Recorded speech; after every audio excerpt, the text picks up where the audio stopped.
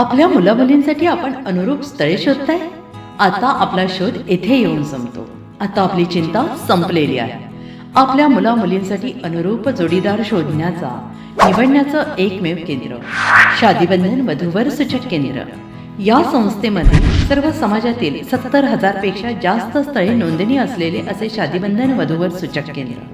संपूर्ण महाराष्ट्रात आणि कर्नाटकात प्रसिद्ध असलेले एकमेव वधूवर सूचक केंद्र म्हणजे शादीबंधन वधूवर सूचक केंद्र, ज्यांच्याकडे आहे सर्व समाजातील सर्व जाती आणि पोटजातीतील 70,000 पेक्षा जास्त स्थळांची नोंदणी. आपल्या इच्छेप्रमाणे वर्गवारी करून अनुरूप स्थळे निवडण्याची सुविधा. एक वेळा जोडले जा आणि आपलं जीवन सफल करून घ्या. हजारोंनी याचा लाभ घेतला आहे. आपणही आपल्या मुलामुलींसाठी, विधूर, विधवा, वयस्करांसाठी योग्य स्थळांची निवड करा. एक सुवर्ण संधी घेऊन येत शादीबंधन. आजच संपर्क करा. शादीबंधन वधूवर सूचक केंद्र, लोकसंदेश न्यूज ऑफिस समोर, महाराष्ट्र स्क्रॅप जवळ, 100 फुटी रोड, सांगली.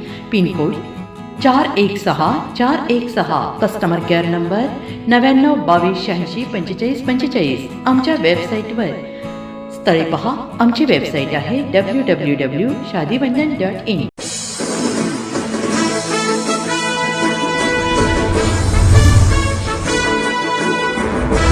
सांगलीतील सिटी हायस्कूलमधील प्रांगणात सन 1974 मध्ये 11वीत शिक्षण घेतलेली 51 विद्यार्थी व विद्यार्थिनी 51 वर्षांनी स्नेहसंमेलनाच्या निमित्ताने एकत्रित आली होते.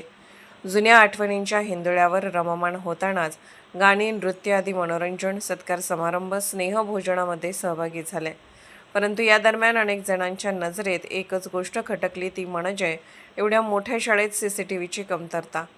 संमेलन आयोजक शिरीष उकिडवे, वेदवती कुलकर्णी, संजीव खांडेकर, हेमंत फाटक, प्रदीप ताम्हणकर, शाळेच्या पर्यवेक्षक प्राची गोडबोले आदींनी केलेल्या आव्हानाला प्रतिसाद देत लागलीच 2,57,000 रुपये कृतज्ञता निधी एकत्रित जमवून शाळेच्या मुख्याध्यापक मधुकर कांबळे यांच्याकडे सुपूर्द केली. आज तो भाग्याचा क्षण आला.